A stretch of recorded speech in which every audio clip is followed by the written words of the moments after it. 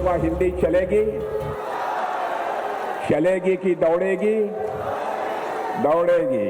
तो एक बार बहनों भाइयों बांग्लार भाई बोनेदेर के जानाई आभार शुभेच्छा।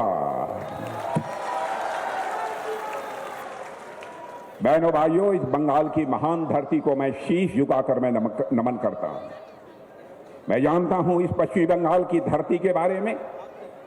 यहां यह चैतन्य महाप्रभु की धरती है जिन्होंने कि यहां पर भक्ति की गंगा को बहाया था और यहीं से सांस्कृतिक पुनर्जागरण भी प्रारंभ हुआ था। यही वह भूमि है मेरे बहनों भाइयों जिसने देश को राष्ट्रगान दिया है और राष्ट्रगीत दिया है, वंदे मातरम का मंत्र दिया है, जिसे आज सुनकर हर भारतवासी चाहे वो भारतवर्ष के अंदर रहता हो अथवा दुनिया के किसी भी देश में रहता हो, इस वंदे मातरम गीत को सुनकर उसका सीना गर्व के साथ चौड़ा हो जाता है। वह भी देने वाले इसी धरती के सपूत थे, बंकिम चंद्र चटर्जी। और आज हमारे प्रधानमंत्री श्री मोदी नरेंद्र मोदी ने करिश्मा किया है बहनों भाइयों। आजाद भारत में राष्ट्रगान और राष्ट्रगीत जो दोनों इसी पश्चिमी बंगाल की धरती के महापुरुषों ने दिया है, एक साथ गाने का सिलसिला यदि प्रारंभ हुआ है तो हमारे प्रधानमंत्री मोदी जी के रहते हुए यह प्रारंभ हुआ है, इसके पहले कभी नहीं हुआ है। बहनों भाइयों ये बहादुरों की धरती है, मैं जानता हूं। यह क्रांतिकारियों की धरती है, यह नेताजी सुभाष चंद्र बोस की धरती है जिन्होंने कहा था तुम मुझे खून दो मैं तुझे आजादी दूंगा। यह बंगाल की धरती कोई ऐसी वैसी धरती नहीं है। डॉक्टर श्यामा प्रसाद मुखर्जी इसी बंगाल की मां की कोख से पैदा हुए थे, बंगाल की धरती पर पैदा हुए थे। उन्होंने कहा था कि इस देश में दो विधान, दो निशान और दो प्रधान नहीं चलेंगे बहनों भाइयों। और उन्होंने जो उस समय नारा दिया था वह नारा ही नहीं था, वह एक संकल्प था जिसको पूरा करने का काम यदि किसी ने किया है तो मोदी जी के नेतृत्व की हमारी दिल्ली सरकार ने किया है बहनों भाइयों। अब इस देश में दो विधान, दो प्रधान, दो निशान नहीं चलेंगे, बल्कि एक प्रधान होगा, एक निशान होगा और एक विधान होगा। मेरे बंगाल के बहनों भाइयों, मैं जानता हूं बंगाल की धरती, बंगाल की मिट्टी, यहां की मिट्टी में बलिदान है, यहां के मिट्टी में स्वाभिमान है। और हालात आज ऐसे हैं, अब यहां मैं देख रहा हूं आप लोगों का उत्साह कि मैं कह सकता हूं कि बंगाल की धरती से ही अब परिवर्तन का ऐलान है मेरे बहनों भाइयों। और मैं कहना चाहता हूं अब परिवर्तन का समय आ गया है। बंगाल के मेरे बहनों भाइयों अब चूकना मत। और आज की यह जो रैली है मैं इसे केवल एक चुनाव की रैली के रूप में नहीं देखता हूं। मैं मानता हूं कि बंगाल में परिवर्तन की यह रणभेरी है आज की यह रैली। यह सिर्फ सभा नहीं है बल्कि यह परिवर्तन का एक संकल्प है, इस परिवर्तन का यह संदेश है। साथियों आज बंगाल की धरती पुकार रही है, अब टीएमसी का अत्याचार नहीं चलेगा, भारतीय जनता पार्टी आनी चाहिए और टीएमसी पश्चिमी बंगाल से जानी चाहिए।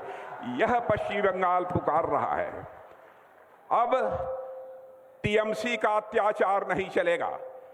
और मैं भारतीय जनता पार्टी का कार्यकर्ता होने के नाते पश्चिमी बंगाल की जनता को विश्वास दिलाकर जाना चाहता हूं बहनों भाइयों, मैं देखूंगा, हमारी सरकार देखेगी पश्चिमी बंगाल की कौन मां का लाल है जो किसी के ऊपर जुल्म और अत्याचार ढाएगा, कौन किसी मां बहन के साथ कोई छेड़छाड़ करने की जरूरत करेगा। यदि किसी ने यह जरूरत की बहनों भाइयों तो उसकी खाट खड़ी कर दी जाएगी। ऐसी सरकार होगी हमारी भारतीय जनता पार्टी की। पश्चिमी बंगाल में भ्रष्टाचार का बोलबाला है, जहां जाइए वहां भ्रष्टाचार की लोग शिकायत करते हैं। जहां जाइए लोग भय और हिंसा के मारे सहमे हुए हैं। लेकिन आज मैं देखता हूं उनके अंदर ऐसा उत्साह है कि अब लोगों के अंदर विश्वास यह पैदा हो गया है कि अब तो ममता जी जाने वाली हैं और भारतीय जनता पार्टी आने वाली है। यह पक्का भरोसा और विश्वास मैंने देखा है और मैं आज कहकर जा रहा हूं, मेरे बहनों भाइयों, परिवर्तन होकर रहेगा। और यदि परिवर्तन बंगाल में होगा, आप भारतीय जनता पार्टी की दूसरे राज्यों की सरकारों को जाकर देख लीजिए। जहां जहां हमारी भारतीय जनता पार्टी की सरकार है, तेजी से वहां पर विकास हुआ है। जिस दिन पश्चिमी बंगाल में भारतीय जनता पार्टी की सरकार बन जाएगी, मैं यकीन दिलाना चाहता हूं, यहां विकास भी होगा और बंगाल की प्रगति भी होगी। दुनिया की कोई ताकत इसे रोक नहीं सकती है। मैं आपसे पूछना चाहता हूं, आपको विकास चाहिए कि नहीं चाहिए? जरा हाथ उठाकर बतलाइए। यहां के बेरोजगार नौजवानों को रोजगार चाहिए कि नहीं चाहिए? टीएमसी के भ्रष्टाचार से आपको मुक्ति चाहिए कि नहीं चाहिए? कटमनी और सिंडिकेट राज समाप्त होना चाहिए कि नहीं होना चाहिए? तुष्टीकरण की राजनीति समाप्त होनी चाहिए कि नहीं होनी चाहिए? बंगाल में शांति, सुरक्षा और सुशासन चाहिए कि नहीं चाहिए? अगर यह सब चाहिए तो मेरे बहनों भाइयों, अब इस बंगाल की धरती से टीएमसी की सरकार जानी चाहिए और भारतीय जनता पार्टी की सरकार आनी चाहिए। और मैं आज आपको बतलाना चाहता हूं, हमारा जो लंबा राजनीतिक अनुभव है, जनता की नब्ज को भी मैं पहचानता हूं। बहनों भाइयों, मैं आज कहकर जा रहा हूं, अब दुनिया की कोई ताकत पश्चिमी बंगाल में टीएमसी को जाने से अब रोक नहीं सकती है और भारतीय जनता पार्टी को आने से भी यहां रोक नहीं सकती है। मैं आपको यकीन दिलाता हूं। आज पूरा बंगाल चाहता है, आमरा पूरा बंगाल चाहता है, आमरा परिवर्तन चाहिए, आमरा परिवर्तन चाहिए। कैसा परिवर्तन? ऐसा परिवर्तन जिसमें राज्य में सुशासन हो, ऐसा परिवर्तन ताकि राज्य का विकास हो, ऐसा परिवर्तन कि जनता के अंदर एक सुरक्षा का विश्वास भी हो, ऐसा परिवर्तन चाहिए। मेरे बहनों भाइयों, गुरुदेव रविंद्रनाथ टैगोर ने ऐसे भारत का सपना देखा था जहां पर इंसान डर से न जिए, जहां इंसान भय के साथ न जिए, बल्कि सम्मान के साथ इंसान सिर उठाकर जिए। और यही भारतीय जनता पार्टी चाहती है कि अब पश्चिमी बंगाल के लोग किसी के डर के कारण सिर झुकाकर नहीं चलेंगे, बल्कि भारतीय जनता पार्टी की सरकार आएगी तो अपना सिर उठाकर चलेंगे, सीना चौड़ा करके चलेंगे। मेरे बहनों भाइयों,